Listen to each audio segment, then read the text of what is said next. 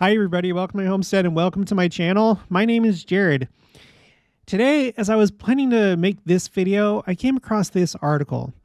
Barcelona's Sagrada Familia is finally almost finished after 140 years. Now, I'm intimately familiar with this cathedral. This was this was my mission. I went to the Spain-Barcelona mission, and this is one of the first things that I saw when I got there. Was the Sagrada Familia Cathedral. And it wasn't until my mission that I realized that it even existed, or I was only dimly aware of it, but I didn't know until my mission that it had been under construction for a long time up until that point, and it wasn't scheduled to be finished for a long time afterward. But it turns out that we're getting to that point, and there's interesting things going on in the world. As we already know, as I do this channel and we look at different things, there's so much movement, so many things converging. And this stuck out to me because of something that President Oak said during the first Presidency Christmas Devotional of last year, 2022, where he mentioned cathedrals. And at that time, I had the idea because it was interesting because he put it up on the screen. So I'm going to go through all that, but the crux of what we're going to talk about here is how these cathedrals in the millennium, because many people are going to join the church when Christ comes. I think that a lot of these cathedrals will ultimately end up in the hands of the church and become temples. And there are fascinating details when we look at the Sagrada Familia, specifically through the lens of the second coming. I'll show you what I'm talking about when I get to that point. Remember back in 2019, the Notre Dame Cathedral burned, not completely, but there was a fire. And so there's reconstruction going on with that building. And the interesting thing about it is that both the Sagrada Familia, that's been under construction for 140 years, and then the Notre Dame Cathedral that has to be reconstructed, they're both going to be completed around the same time. And it just happens to be around the same time that the Salt Lake Temple is going to be finished with its renovation. So there's more details. There's many more details to share with you.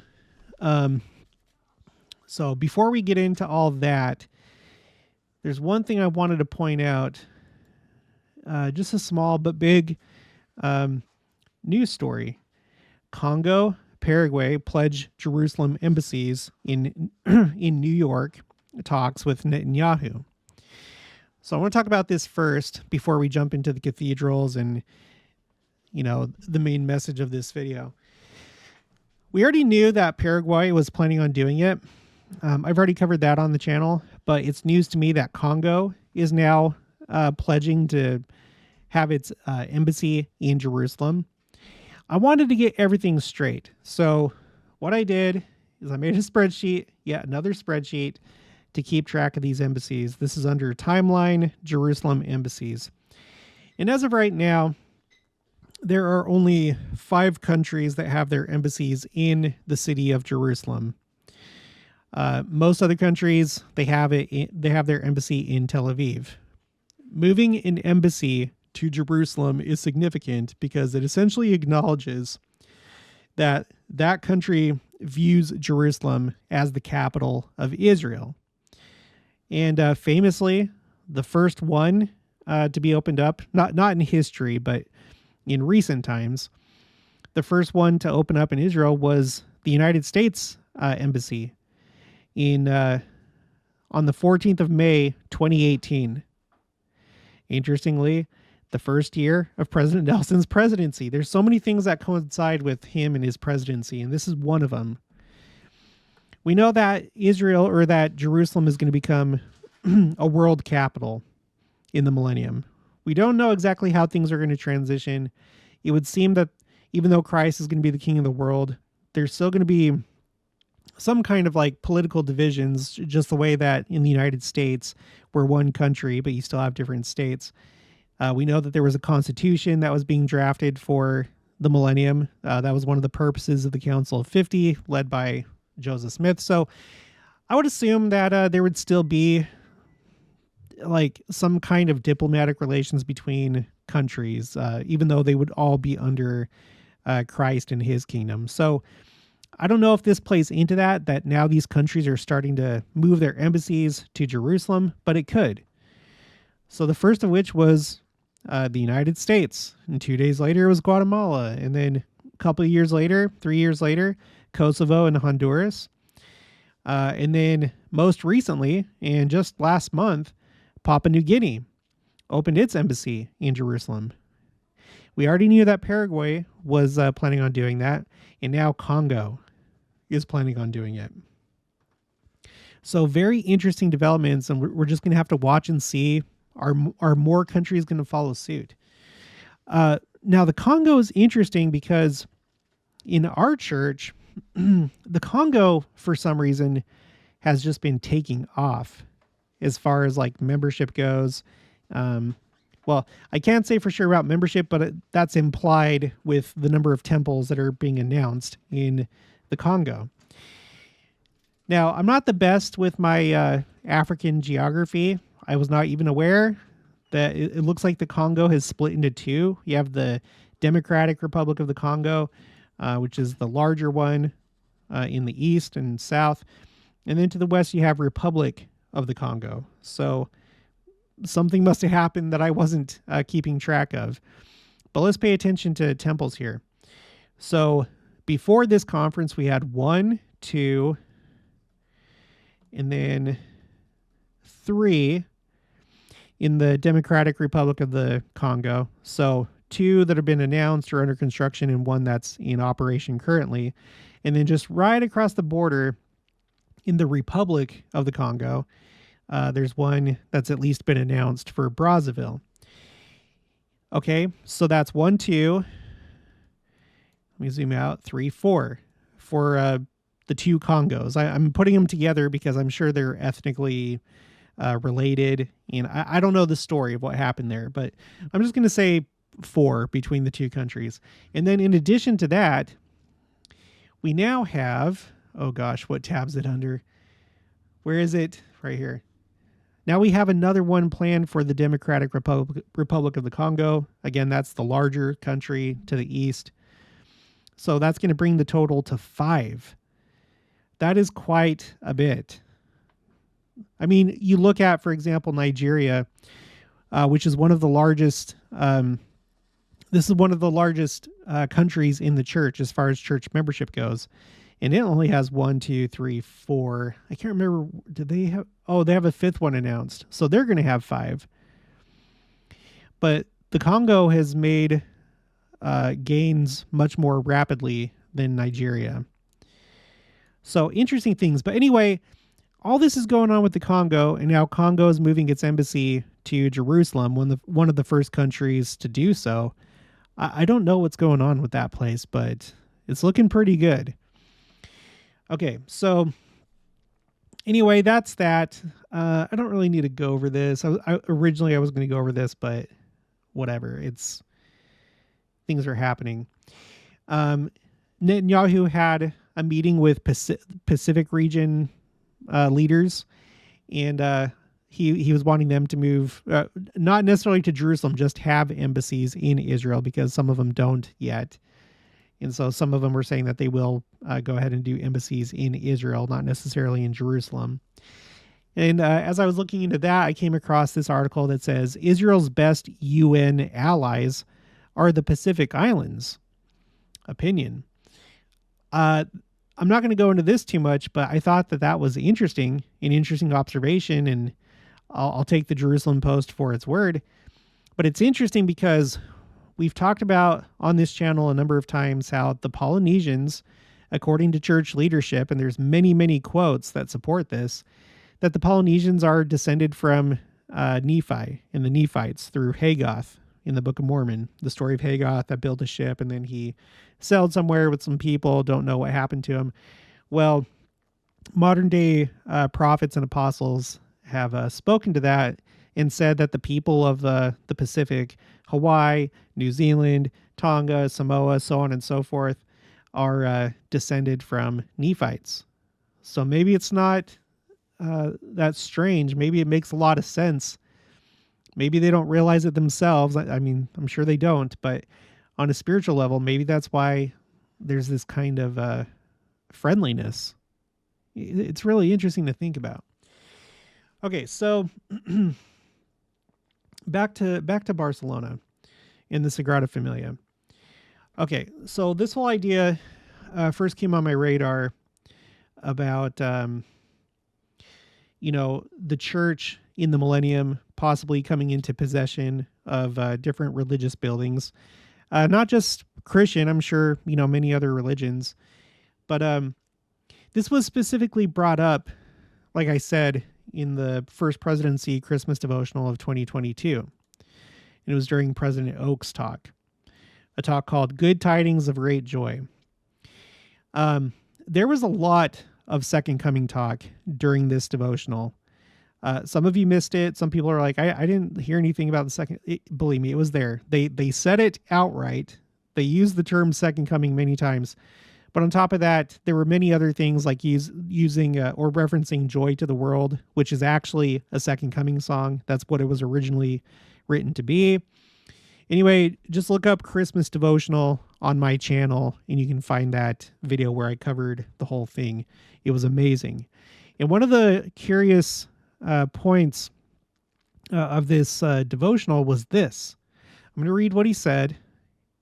Okay, so you know what? Maybe I better start right here. Even in worldly terms, the mortal life of Jesus of Nazareth has had a greater impact on this world and its history than any life ever lived. He has been the principal subject of prophets and poets for thousands of years. The greatest art and music of the Western world have been devoted to celebrating the birth and life and mission of Jesus Christ. Philosophers and theologians have spent their lives studying his teachings. Those teachings have inspired countless works of charity, manifestations of pure love of Christ. No one has had more monuments to his life and teachings than the Lord Jesus Christ. This, of course, includes the great cathedrals that dot the landscape in Europe and the Americas, many of them requiring more than a century to construct. And interestingly, the Sagrada Familia in Barcelona is one of those. It's currently under construction. Okay, so he brings up the idea of the cathedrals, right? And I would have just let that go. It's like, oh yeah, he's just talking about how Christ has been celebrated through the centuries, and it makes sense. But he actually puts up a picture, and this is it right here. He puts up this picture during his talk, and this is the Notre Dame Cathedral in Paris. And, this is a cathedral that recently caught on fire and it's currently being reconstructed. And like I said, the Sagrada Familia and the Notre Dame Cathedral are going to be finished around the same time, within just like a year or two of each other, along with the Salt Lake Temple. These are major, major cathedrals. Everyone, I would think, knows Notre Dame. If you're familiar with Disney and the classic Disney cartoons, obviously you must have seen The Hunchback of Notre Dame. But even before that, the original story of The Hunchback of Notre Dame, that piece of literature. And just beyond just that, it's just a famous cathedral. Everybody knows Notre Dame, right?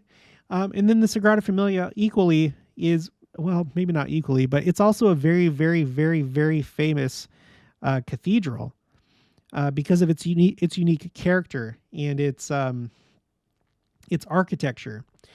We're going to look at that in a little bit. Here, let's just look at this for right now.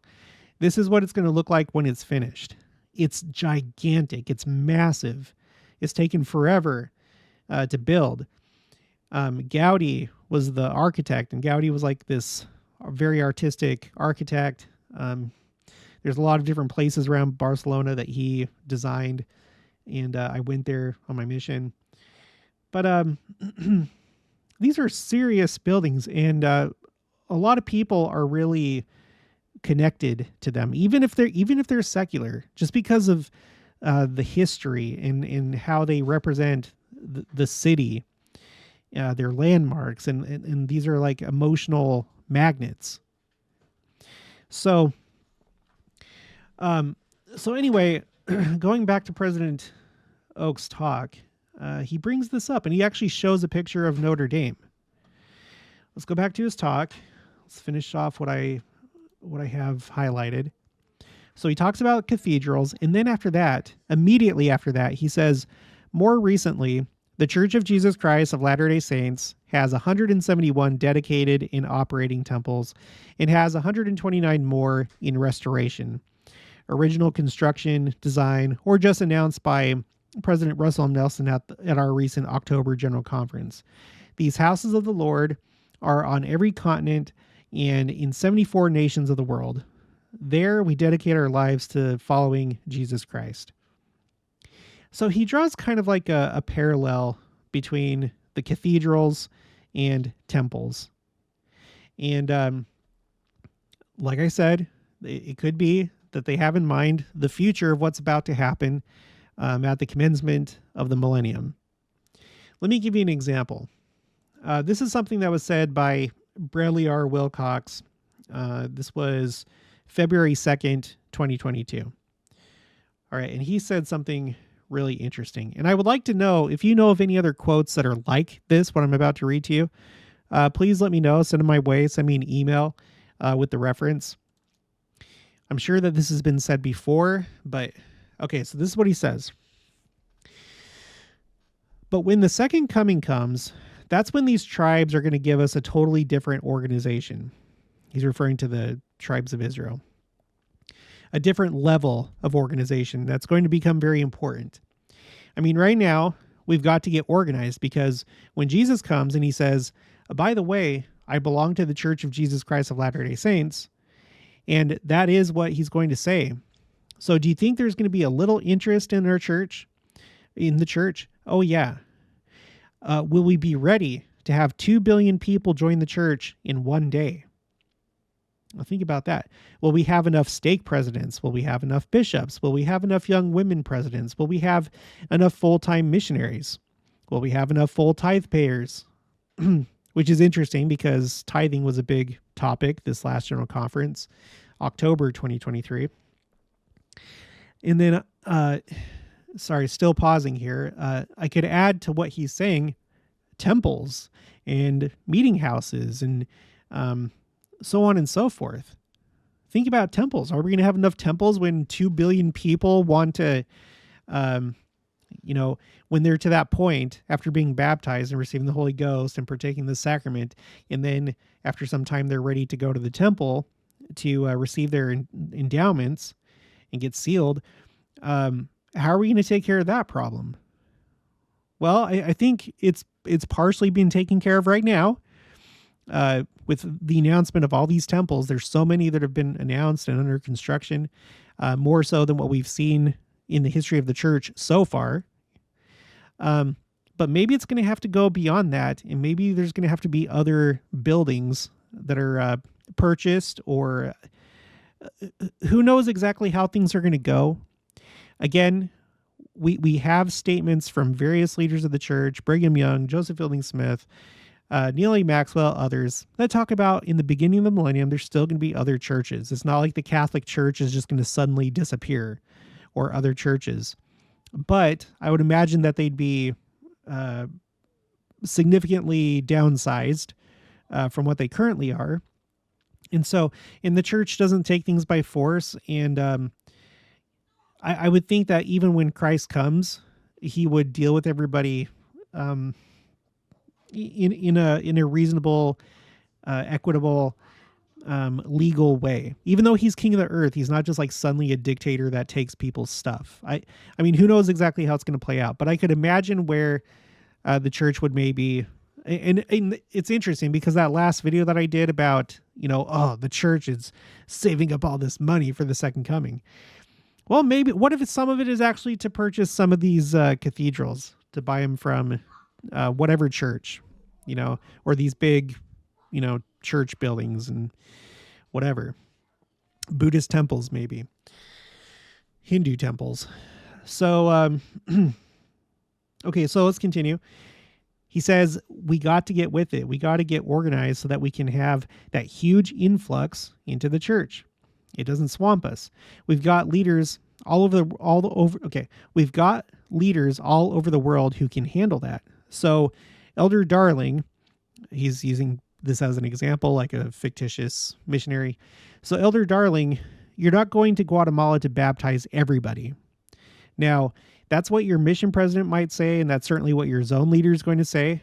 But really, you're there just to get things organized, bring people into the church, help them become leaders, help people back into the church and help them become leaders, help youth become leaders, help other missionaries become leaders. You've got to strengthen this organization so when Jesus comes, that's when we're going to baptize everybody. And we've got to be ready for that. So you get what he's saying? It's like right now, yeah, it'd be great if we could baptize the whole world. But the nature of the world before the second coming, that's not going to happen. But we're getting everything prepared for when that happens. And I might as well just do it now. Really quick, millennium, only members of the church will make it through the second coming into the millennium. No more missionary work. That's a misconception. And these are the quotes. This is under my quotes, common misconceptions spreadsheet. Let me just read this one. Joseph Fielding Smith, at the time, he was president of the Quorum of the 12 Apostles when he published Doctrines of Salvation. This is volume 3, page 64. The gospel will be taught far more intensely and with greater power during the millennium until all the inhabitants of the earth shall embrace it.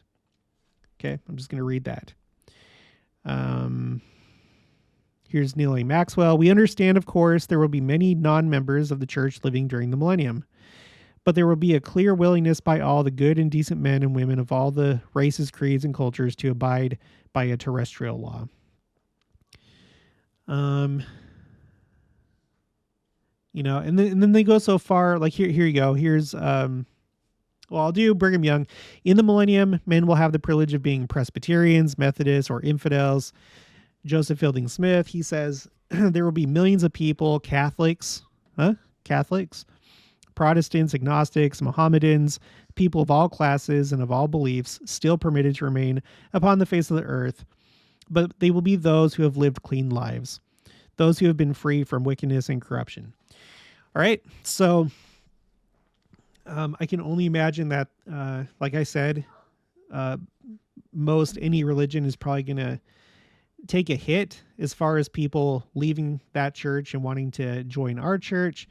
Properties are probably going to have to be sold because you look, for example, at the Community of Christ. I've done videos about them. They're struggling to stay afloat and they have to live according to the laws of this world. Everybody has to have money to operate, even our church. And so I would imagine that properties would be sold and purchased and whatever, however it works out. Okay. So he put this up on the screen. For whatever reason, he wanted us to visualize it. I think some people would be like, well, he's just trying to point out, the good works that other churches have done. I disagree. I think he is pointing that out, but I think he's, for those that are tuned in, we can realize, you know what? It would be a shame for all that work, centuries worth of work to construct one cathedral to go to waste. These are beautiful buildings, a lot of sacrifice and labor and love and care have been invested in these buildings. So it would be a shame if they went to waste. Right? Wouldn't it be great to go into the millennium and be able to to save these buildings and to repurpose them? There would obviously have to be renovation done. There's things that wouldn't work, if like, for example, we come into possession of like a Hindu temple and it has like monkeys or idols or whatever. There would obviously have to be some changes, but there's probably a lot that could remain the same. So with all that in mind, just so you understand that there is reason to believe that this could be the case and why this actually might be significant. That's why we went through that. Barcelona's Sagrada Familia is finally almost finished after 140 years. Okay, let's read some of this. I'm going to read actually most of this because it's short. When the Spanish architect Antoni Gaudi was asked why his masterpiece, an otherworldly Gothic cathedral rising in the middle of Barcelona, was taking so long to finish, he famously retorted, quote, "My client is not in a hurry," end quote. By the way, I want to show you just a few pictures for my mission. This is seriously one of the first things that I saw when I came to my actual mission. After I was done at the MTC in Madrid, first day that we flew in to Barcelona, met the mission president and his wife. They took us up to this mountain that overlooks the valley. And off in the distance, I mean, this picture doesn't do it justice, but off in the distance, you see the Sagrada Familia. It's gigantic. It is so huge. In fact, I think it's this article that mentions the fact that it's going to be the tallest church across the entire world. It's going to be the tallest. I don't know if it's just Christian church, but it's going to be the tallest church in the world. And it just comes up out of the ground. It's so majestic. Here I am. And there's Barcelona in the background with my mission president and his wife. I'm sure they're okay with me, posting this. I'm not going to say their names. I don't know. But here I am, missionary, first day in the field. And it was such an exciting day. Gosh, I'm like having a moment right now. I wish I could go back and relive my mission. It was so special. Okay, so some pictures that I took, here you go. This is what it looked like in the year 2004. Well, some of these are from, no. This is 2005. This is what it was looking like in 2005. I can't express enough like how gigantic this is when you're actually there. If you've been here, put it in the comments below. Let me know what you thought about it. I'd be interested to know if any of you have been to the Sagrada Familia, or have you even been to Barcelona, or have you been to Spain? Put it in the comments below. Now, I don't have any pictures of me with the Sagrada Familia. I kind of, at this point, wish that I had done that, but I'll just throw in a couple of gratuitous pictures of me in other exotic locations. Like this is in Mallorca, which is an island off the east coast of Spain. And as you can see, it's gorgeous and beautiful. And I wish I could go there again. I hope that I'm able to someday. And then this is in Valencia, my final mission, or my final area. I was there for 6 months and then I came home because it was my last area. And this is like a roughly translated, it's like called like the science park, basically. And it's I never actually went into these like museums, but I was on the outside and you can see it's pretty cool looking. Okay, so back to this. The Sagrada Familia was less than a quarter of the way done when Gaudi was killed by a tram in 1926, at which point it had already been under construction for 4 decades. He's buried in the crypt. Here's some pictures of I already know some of you are going to go off on Ezra's eagle, or this is one of the beasts of Revelation, or something like that. It explains, well, I think I'm going to read what that is, but it's meant to represent the four main, like 4 of the apostles. And this like represents one of them. The Tower of John was crowned with the figure of an eagle. That's fine. Interpret that how you want. I do not interpret it that way. In the ensuing decades, construction was halted by war, fire, vandalism, thieves, and even the COVID pandemic. But now, as Spain approaches the centennial of Gaudi's death, the famous Art Nouveau church, considered by many to be among the most beautiful buildings in the world, is finally nearing completion. And here's a more updated picture of it. In the last few weeks, workers crowned 4 of the Basilica's towers. I'm going to go into what a basilica is. It's basically, I don't know, it's kind of actually complicated from what I read, but it seems like it's kind of a step up from just like a regular cathedral. But anyway, Workers crowned 4 of the basilica's towers with huge sculptural pieces, one representing each of the 4 each of the 4 evangelists credited with writing the Gospels that tell the story of Jesus' life in the New Testament. The evangelists are represented as an angel, Matthew, eagle, John, lion, Mark, and ox, Luke. In case any of you are tempted to go off on this path, let me just remind you that in the book of Daniel, the first beast was a lion with eagle's wings. Okay, it wasn't, there was no eagle by itself. However, I will say this. There were 4 beasts, and the 4th beast is not equated to an animal, like a specific animal. First you have a lion, and then you have a bear, and then you have a leopard, and then you have a nondescript 4th beast, which represented the Roman Empire. Well, in 2nd Esdras in the Apocrypha, it seems to indicate that, I don't know if it's true, I don't really get into all that stuff, but if it is true, then that 4th beast would have actually been an eagle, which is actually perfect because that was one of the main symbols of the Roman Empire, specifically the Roman army. And then that's a symbol that's carried on through powerful countries after that, including Germany and the United States and so on. Okay, the 5th tower representing the Virgin Mary is located above the apse of the church.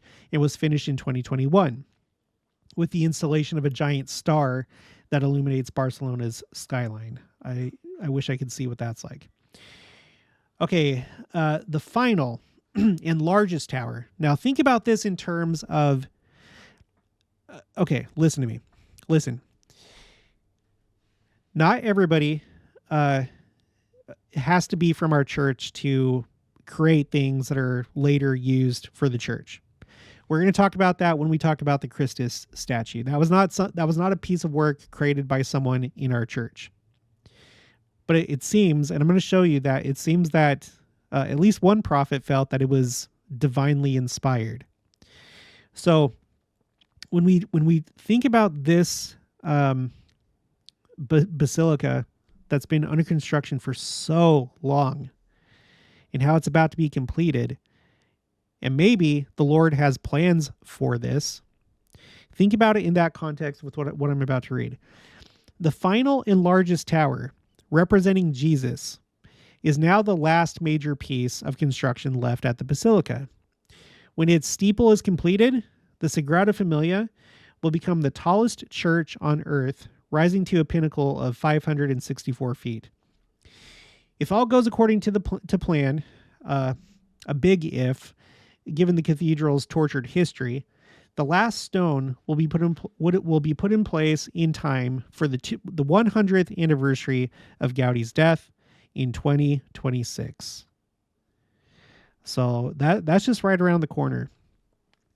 And relatively speaking, this is around the time of the Salt Lake Temple being completed. Although last I checked, feel free to correct me in the comments.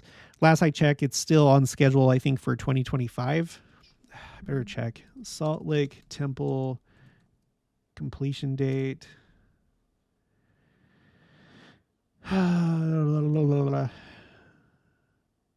So this is from March of this year. Church News. Temple Square renovation update. Salt Lake Temple's estimated completion date amended to 2026. So that would be in the same year as the Sagrada Familia. And I sure hope we don't have to wait that long for the second coming, but I'm prepared for that possibility. You know, we've got to just make it a win-win situation. You know, you can win in the sense that, like, the things you want to accomplish before the second coming, you can still have time to do that. You know, work on worldly goals, not getting lost in the world or becoming materialistic, but there's good, worthy things that you can work for.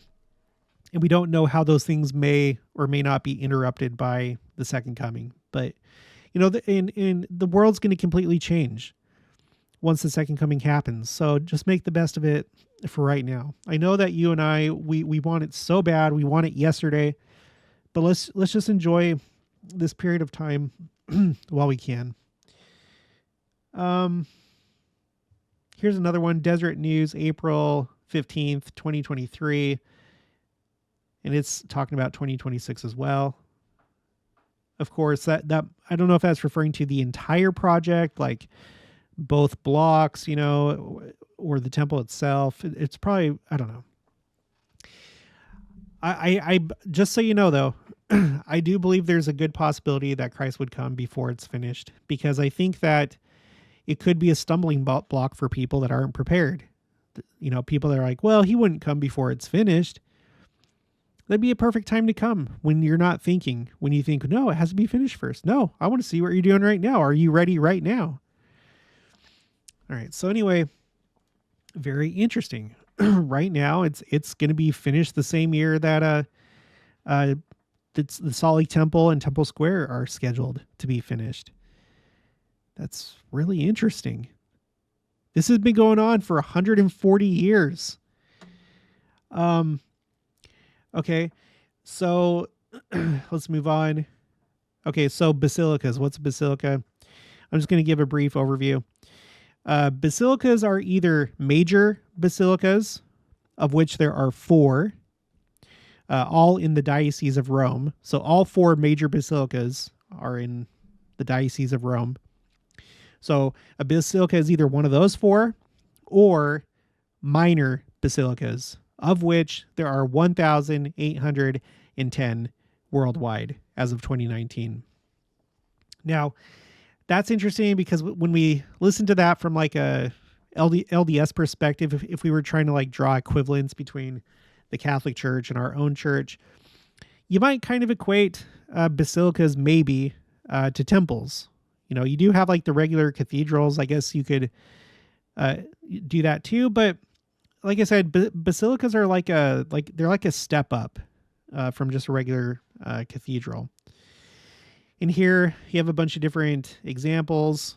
And there's like different types of minor basilicas, papal minor basilicas, like there's those, pontifical minor basilicas. So whatever. I'm not going to go into all that minutia because I don't understand and I don't care to understand at this time. Here's the Sagrada Familia. It's going to be a basilica. So in other words, with what I'm proposing here, it would be what we would think of as like a temple status type building equivalent for the Catholic Church. It's basically very probably a temple that's being constructed for the millennium, as part of the Lord's plan. Okay, list of Catholic basilicas. This is a complete list of basilicas of the Catholic Church. A basilica is a church with certain privileges conferred on it by the Pope. Kind of like how our temples, we do certain things and that we do there that we don't do in stake centers or church buildings, ward buildings.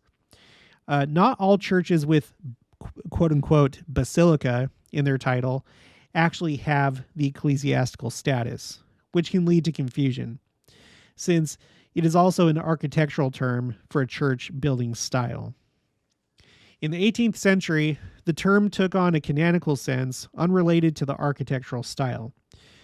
Basilicas, in this canonical sense, are divided into major, or greater, and minor basilicas. Today, only 4, all in the Diocese of Rome, are classified as major basilicas. The major basilicas of St. John Lateran, St. Peter's, St. Paul, outside the walls, and St. Mary Major.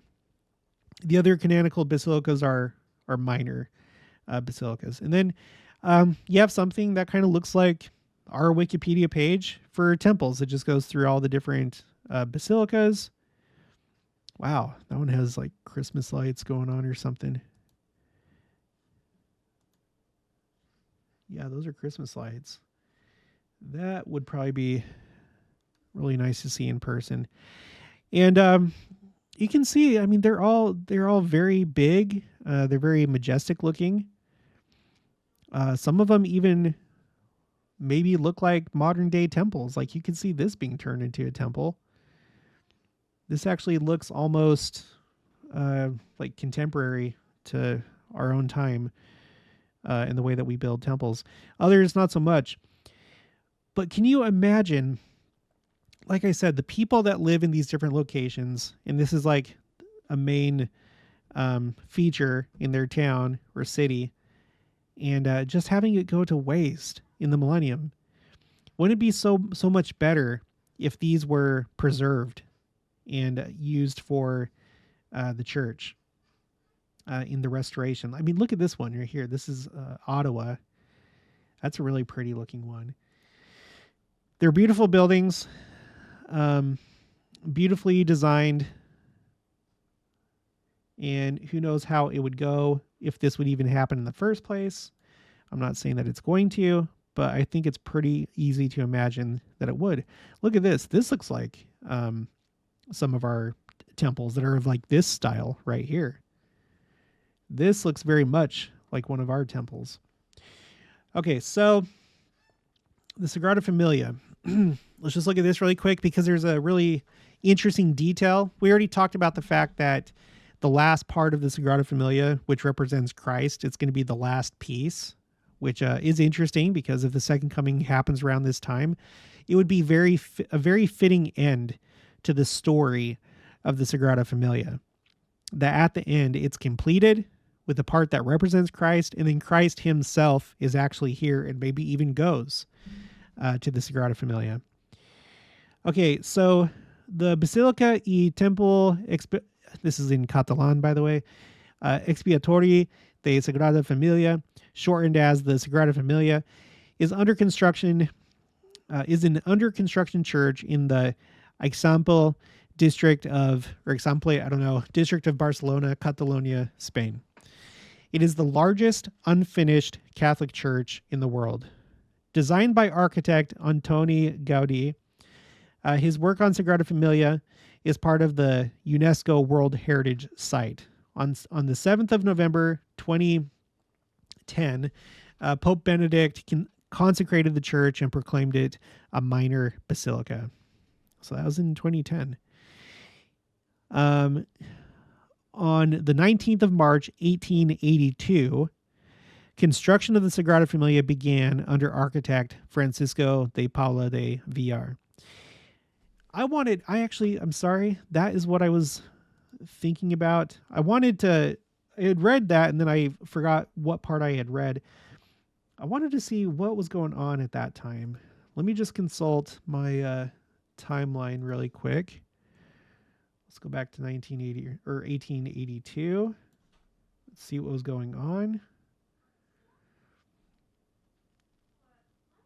Oh, that's 1982. Dedoy. All right, 1882.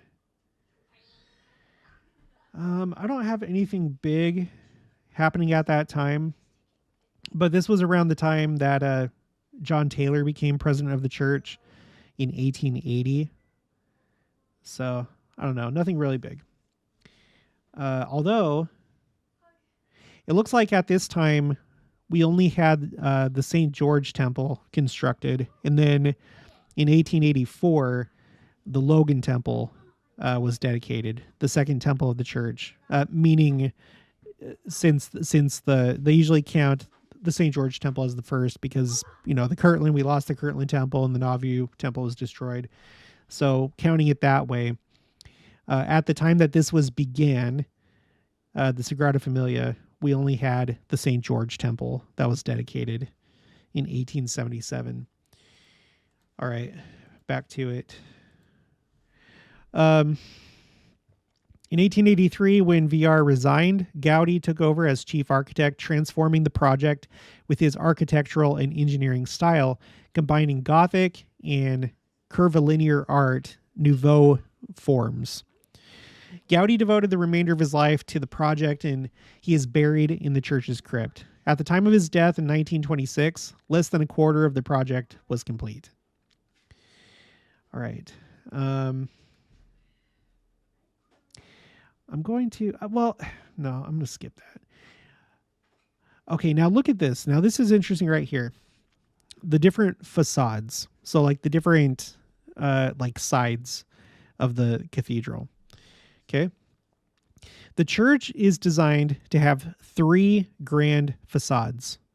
The Nativity facade to the east, the Passion facade to the west, and the Glory facade to the south, yet to be completed. Now that's interesting because you can see that the other two facades, they correspond with different times in the Savior's life. So what is the glory facade? What does that one represent? The glory facade, on which construction began in 2002, will be the greatest and most monumental of the three, and will represent one's ascension to God. It will also depict various scenes such as hell, purgatory, and will include elements such as the 7 deadly sins and the 7 heavenly virtues. Well, okay, with the way that we're looking at this, that's not very exciting. I mean, the ascension to God, okay, that's good. But look at this. I researched it further, and this is what I came up with. And I wasn't searching for this, by the way. I was just trying to see if I could find more information. And I just happened across this. So I came across this ResearchGate, which doesn't provide you with a whole lot. I don't know if this is like a message board or something, but it says here, facade of glory made up of the second coming of Jesus Christ, quote unquote, amid the clouds at the end of times. Okay, so that piqued my interest, but because this is kind of a weird looking website, I didn't want to just go off of that, because I don't know who Alberto T. Esteves is, and I don't know what this website is, but okay, so I wanted to, clarify, see if I could get anything else to verify this, and I did. Before we look at it, here's a better view of, I guess, what the facade is going to look like. Again, this is the south side. And you have these things, which I guess are supposed to look like clouds, maybe even trumpets, sort of. They look like trumpets in a way. But here's one depiction of it. Can't remember if I had another one up. Yeah, here's another one. This picture is not the best. This is a really cool model, and I can only assume that they're going to paint it to look like this, because right now it doesn't seem like they have the painting really going on. If they do, I don't know, it's faded. But here it looks like, I think this is the glory facade right here, which they have in the color green. So I don't know, maybe those aren't clouds. But anyway, I was able to come across this. This is covenant.livingchurch.org. Okay, and so this is an actual article by Zach Koons, The Christmas Story in Stone, the Nativity Facade of the Sagrada Familia. Okay, so this is some kind of I don't know if this is a Catholic website or something like that. Looks like it. The living church serving the one body of Christ, and then it has a picture of, so this must be some kind of Catholic website. So this is what it says in the article, though. Okay. Gaudi began his quote unquote Bible in 1883, and he wanted to start with Christmas. That is, the first piece of his temple would be a grand entrance facade dedicated to the Nativity.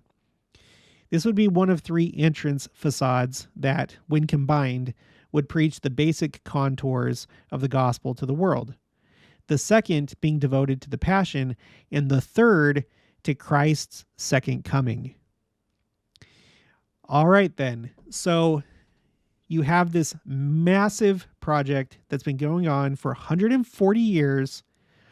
And the last pieces are going to be 2 things. One is this facade that is the second coming. And then the other one is the central main spire that represents Christ. That would be a very fitting finish to this project. And then at some point, consecrated to Christ and becoming a temple, potentially. It's really interesting that the last part of this has to do with Christ, Christ being present in that spire, symbolically, with the spire, and then the second coming after all this time. I find it amazing. I don't know about you. I find it amazing, and there's probably lots of other stories and things going on just like this. in places that, I'm not aware of, maybe you're not aware of. So let's look really quick. Let's look at some of these 360 images. So this one, it said, was the Nativity facade. And so you have all sorts of like sculptures and stuff in here. Just a lot of detail. Really neat. Let's go to the next one. Oh, I guess I have to exit out. Passion facade. This one I'm not the biggest fan because it's like kind of like a modernist type take on these things. It's like blocky and just like modern art. Not a big fan. I'm sorry. Okay, let's go inside. Now look at the inside though. And just look at that. It's like, I don't know. It's like being inside of a rainbow or something like that. And you can see how just like majestic it would be, especially if this was like renovated to be more suited to be a temple. This could be pretty amazing, I think. Imagine if they like, I don't know, added to it like more white, gold, silver, or just, I mean, I don't know. The sky's the limit. Anything could happen, but could you imagine this being converted in some way into a temple?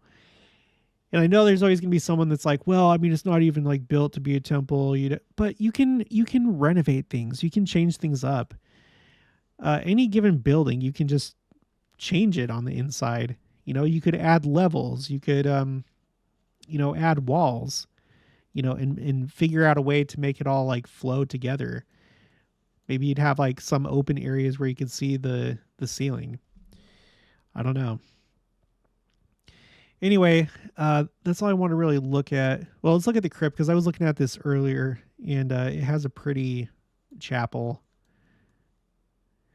I'm guessing that the crypt, from what I understand, is probably like in the basement or something like that. But I think that this is really pretty, very majestic, and pretty incredible. All right. So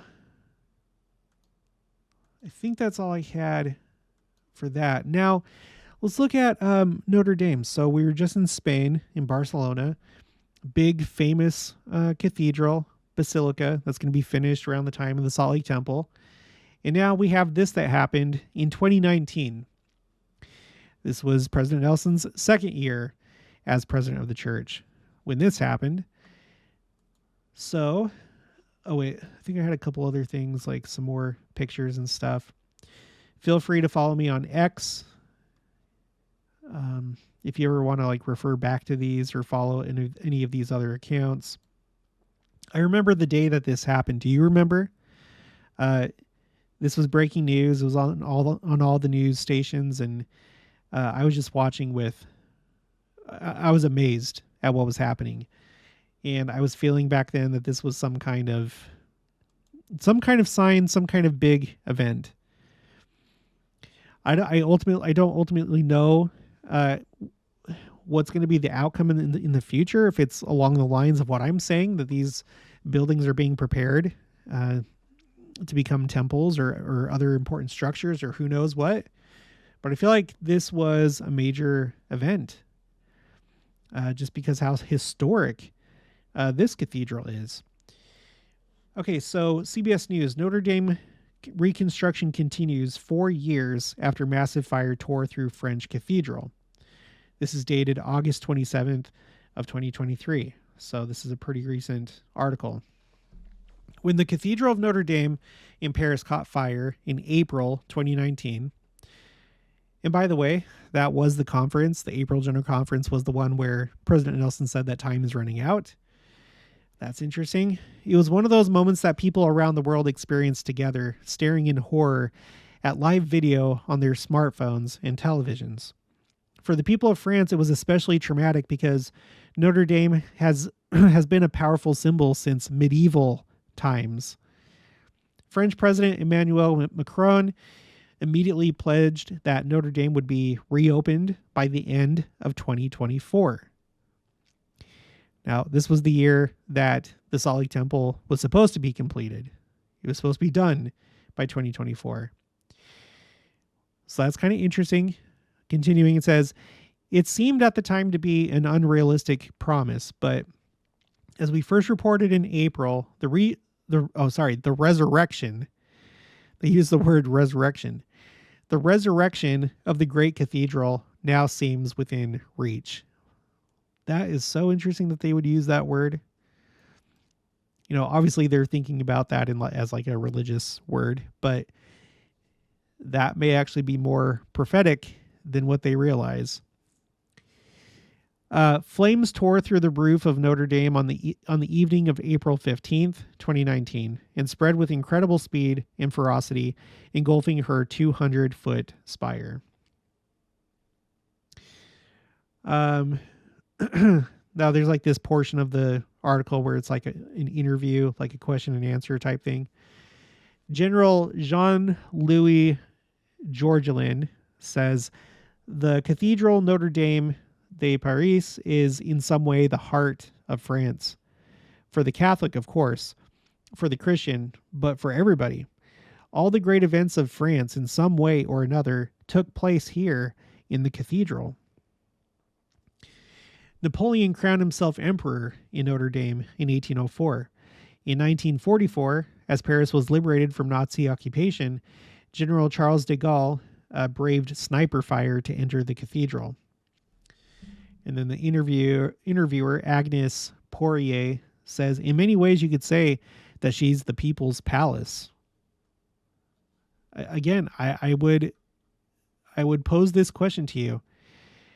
Would this not be a fit to be a temple in the millennium with all the emotional attachment that people have to it and just how significant it is and how it's a symbol of this people, the French? You know, the Lord can do his own work. He can plan things well in advance and have things play out the way that they need to play out to suit his own purposes. And I wouldn't be surprised if that was the case for Notre Dame. But I'm just astounded that, you know, you have the one basilica being constructed for 140 years in Barcelona, and then you happen to have this fire in April 2019 when President Nelson says time is running out. And in that same talk, he showed a burnt down Paradise, California, a city that had been burned by wildfire and almost completely destroyed. And you have this happen the month that he gives that talk. All right. So I wanted to see, did the church do anything with this? Because I know there were a lot of different people that were like going to donate money to help reconstruct it. So this is from the Salt Lake Tribune. Latter-day Saint President Russell Nelson writes Pope Francis expresses sympathy for Notre Dame fire. As the Church of Jesus Christ of Latter-day Saints prepares to unveil plans Friday to renovate its most iconic edifice, the Salt Lake Temple, its leader has extended sympathy to Pope Francis and hundreds of millions of Roman Catholics around the world after the devastating fire at Notre Dame in Paris. So, at the time that they're announcing the renovation of the Salt Lake Temple, that's when this happens. And this feels along the lines of all these world leaders, the longest living of their kind, the longest serving, from China, Soviet Union, the United Kingdom, the Catholic Church itself in Pope Benedict, who died on New Year's Eve, the longest living pope of the Catholic Church's history, and President Nelson surviving them all. And here you have yet another kind of thing that's like that. This gets destroyed as the Salt Lake Temple, it's announced that the Salt Lake Temple is going to be renovated. it's very weird. It's very strange. I think there's something to it. President Russell M. Nelson, who met with Francis last month at the Vatican, interesting. He was just there the month before. He was just there the month before at the Vatican, not in Paris, but at the Vatican. He was at the Vatican, and then a month later, Notre Dame Cathedral burns. President Russell M. Nelson, who met with Francis last month at the Vatican in the first ever private audience between a Latter-day Saint prophet and a Catholic pontiff, wrote the Pope a personal note expressing, quote, profound sadness at the damage done to this sacred structure that has stood for more than 800 years, end quote, according to a news release Thursday from the Utah-based Faith. Nelson, leader of more than 16 million Latter-day Saints across the globe, said he is, quote, heartbroken by the tragedy to such an ageless symbol of faith, and shares his feelings of grief, end quote. In a tweet, Nelson said, quote, Latter-day Saints are remembering our Catholic brothers and sisters and praying that Notre Dame will rise again in newness of life. And man, maybe that is literally from a prophet, prophetic of what's going to happen in the future with this building. Rising with a newness of life. And then you have the tweet right here. Okay, let's move on. And then it's interesting because Salt Lake Tribune did another article noting how that happened at the same time that the announcement of the renovation of the Salt Lake Temple, how these two things were happening at the same time.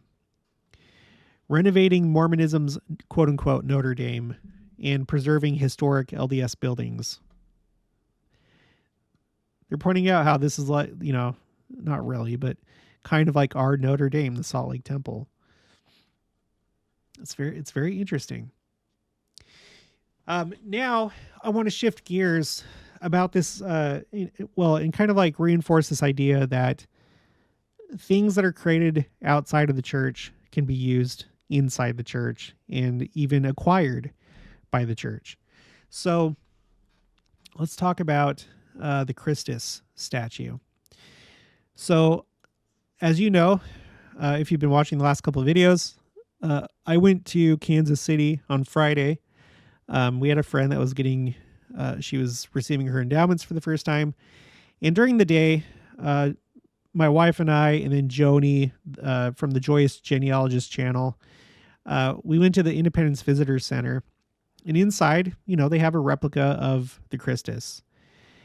And this is a familiar sight at a lot of different like LDS visitor centers. I know that they have one in St. George. You know, the most famous one, of course, was on Temple Square in Salt Lake City. It was in what was the North Visitor Center. And I know that they're constructing new like visitor centers and buildings. So I'm assuming it's going to go in one of those, probably the North one. I don't know. But this is something that our church did not design or create. We have copies of the original one.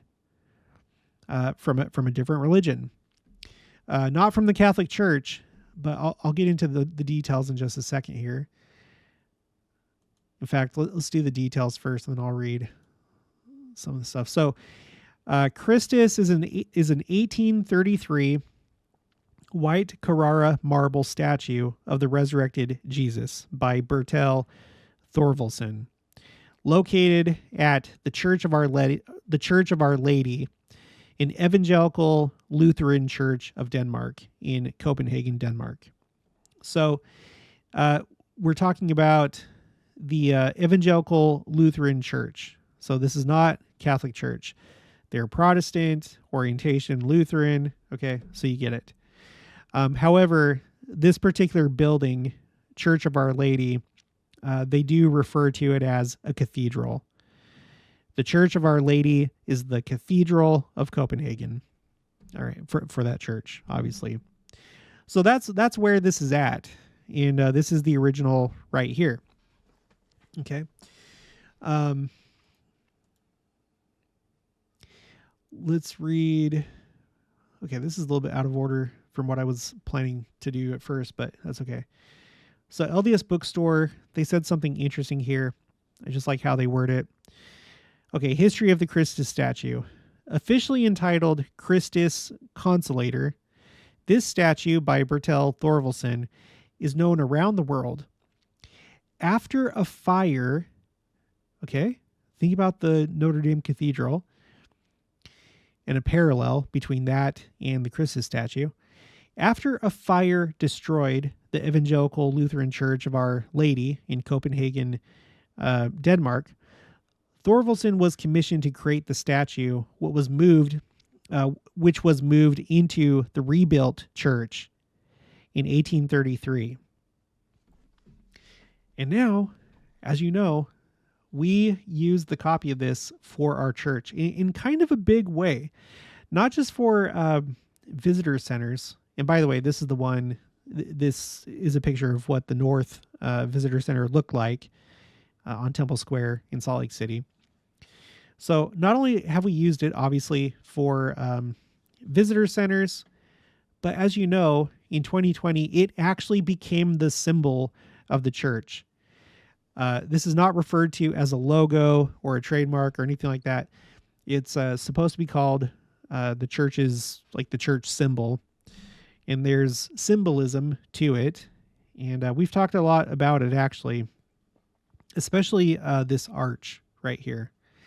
I'm not going to do the exercise right now, but this arch fits perfectly into the Golden Gate of the Temple Mount. The gate that's on the east side of the Temple Mount, that's sealed, that Christian and Jewish tradition holds, the Messiah will come through. For the Jews, you know, the Messiah, the way that they think of the Messiah, and then for Christians, Christ at the second coming going through that gate. It also, when you add the block, like the foundation stone right here, is what this symbolizes. When you add this shape right here, the arch and the block together, fit inside the doors of the Salt Lake Temple. I've used Photoshop to do it.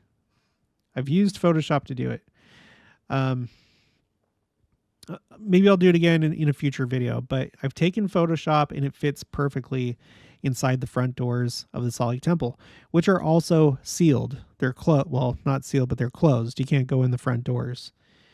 So I feel like there's like additional symbolism. Now, the official symbolism of this arch is that this is the resurrected Christ coming out of the tomb. Okay, that's what it's officially supposed to represent. But I think there is some more to it. Okay, so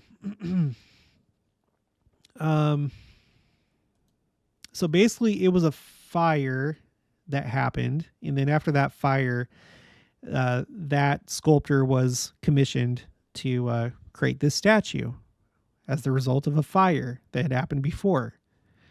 Interesting. On this LDS Living article, it talks about the story about how we kind of like acquired this symbology, this iconography, symbolism, the statues.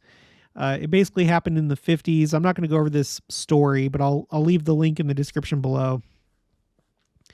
But it does say here, President Spencer W. Kimball, after viewing the Christus and Thorvaldsen's 12 apostles in the Church of Our Lady, stated that, quote, "The man who created these statues was surely inspired of the Lord." That's what President Spencer W. Kimball said about these statues. But there's more. On BYU Studies, there's a paper or an article here, The Christus in Context, a photo essay by John W. Welch. And I just want to read a portion of this, which I find very, very interesting. And I think you will too if you didn't already know these things. Let me know in the comments if you already knew what I'm about to read you. Okay, many circumstances providentially welcomed the apostle Erastus Snow when he and 3 other missionaries arrived in 1849 in Copenhagen, the first missionaries of the Restoration to set foot on the continent of Europe. Okay, so the first missionaries of this dispensation setting foot on the continent of Europe. And I think when they're saying continent, I think they're excluding the British Isles. Like I think they're talking about continental Europe. I'm not going to look that up right now. Let me know if you know. Put it in the comments below. But whatever the case, at the very least, continental Europe. Okay, the first missionaries. And this is where they went. Okay, where the Christus statue was. All right, so most significantly, only months before their arrival, the Danish constitution had been adopted, containing one of the most progressive provisions guaranteeing religious liberty ever to be adopted. So very fitting. It's almost like they were prepared for the missionaries to come as a nation, legally. All right, this significant constitutional development was the first in the world to follow the Constitution of the United States, fulfilling a hope expressed by Joseph Smith that, quote, all nations will adopt the God-given Constitution of the United States as a palladium of liberty and equal rights, end quote. While the Danish population languished religiously, Soren Kierkegaard had begun publishing in the 1840s such masterpieces as Either or, Edifying Discourses in Diverse Spirits, Christian Discourses, and Sickness unto Death. His works had people in Copenhagen wondering about what it means to do good, to be human, and to follow Christ.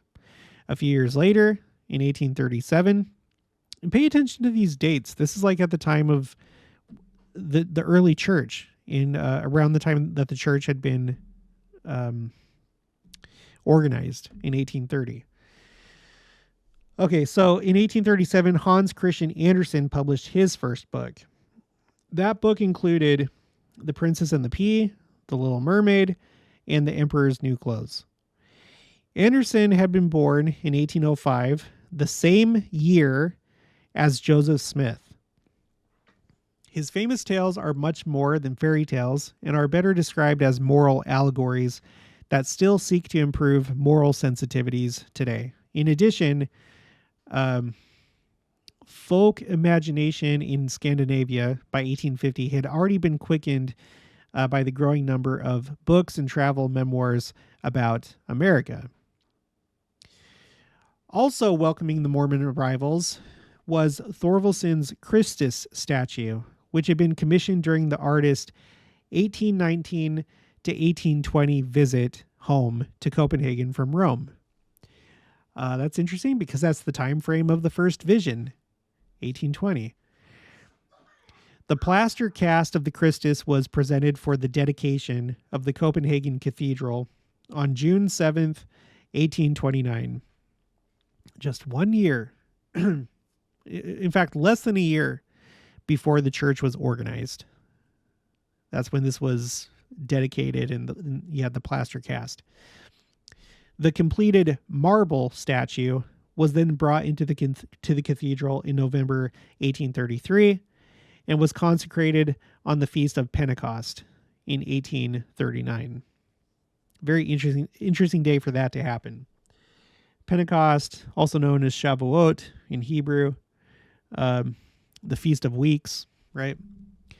On one occasion, Apostle Erastus Snow sat through a service there and mused, if the statues of Christ and his apostles were alive, what might they say to the archbishop and his clergy?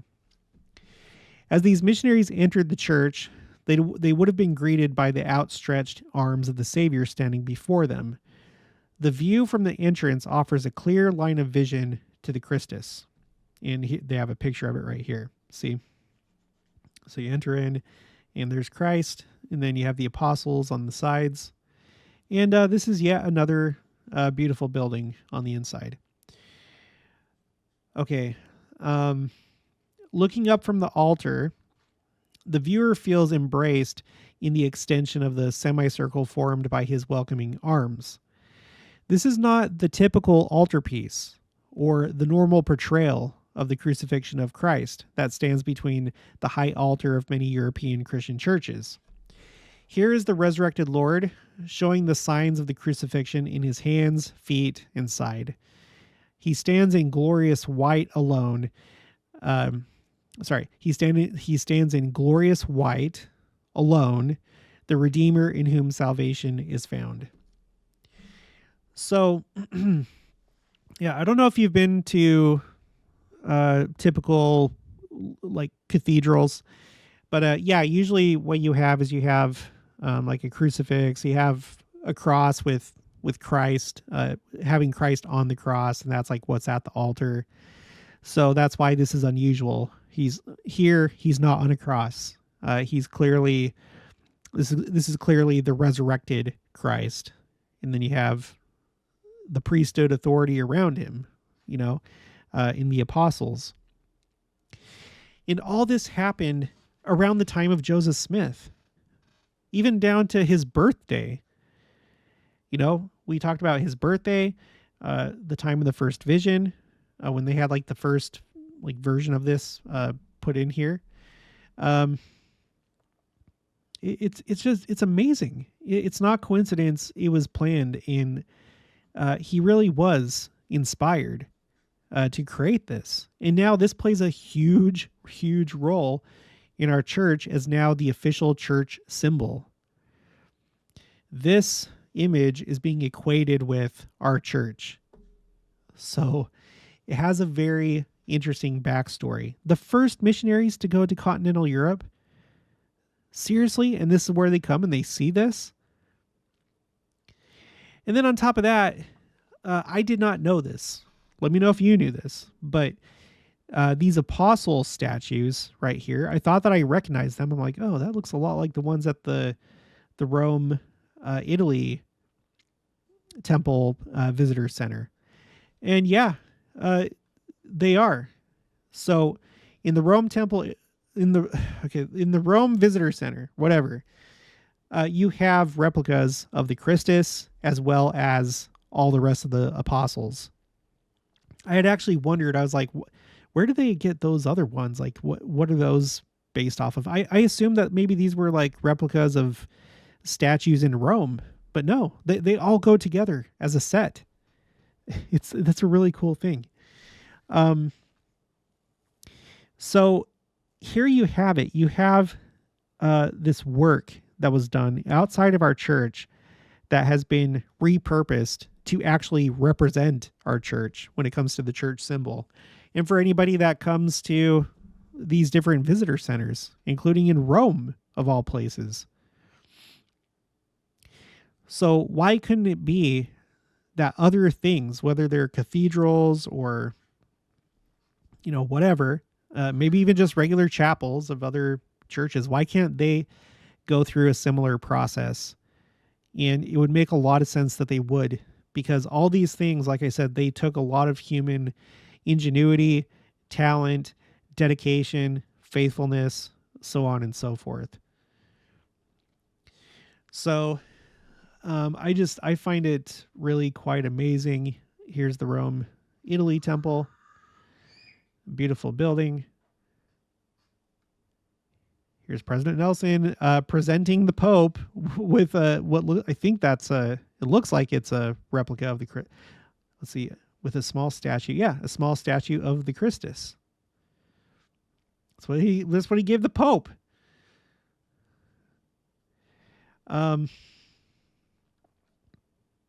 There's some people that just, they don't see things. They write off most things, if not everything, as coincidence, and you're just looking into it too much. I really don't think so. I don't. When I see these dates and the history of these buildings and what they represent, and just all the unique little things, like the Second Coming and the Sagrada Familia, I do not think it's coincidence. You believe what you'd like, but I do not. Why did I have this one pulled up? Did I have a purpose? Well, this one just confirms that these statues are the same ones as the ones in Copenhagen. Okay, well, that's going to be it for this one. So, hope you enjoyed it. Something to think about at the very least. All we can really do is just wait and see what actually happens, but you can see how this may just be part of the plan. Either way, it'll be exciting to see this completed and see the real thing, something that no one has ever seen so far, but have been anticipating for 140 years. All right, that's going to be it for this one. If you haven't already, please make sure to subscribe, like this video if you liked it, leave your thoughts and opinions down in the comments below. Also make sure to share it, and I'll talk to you guys later.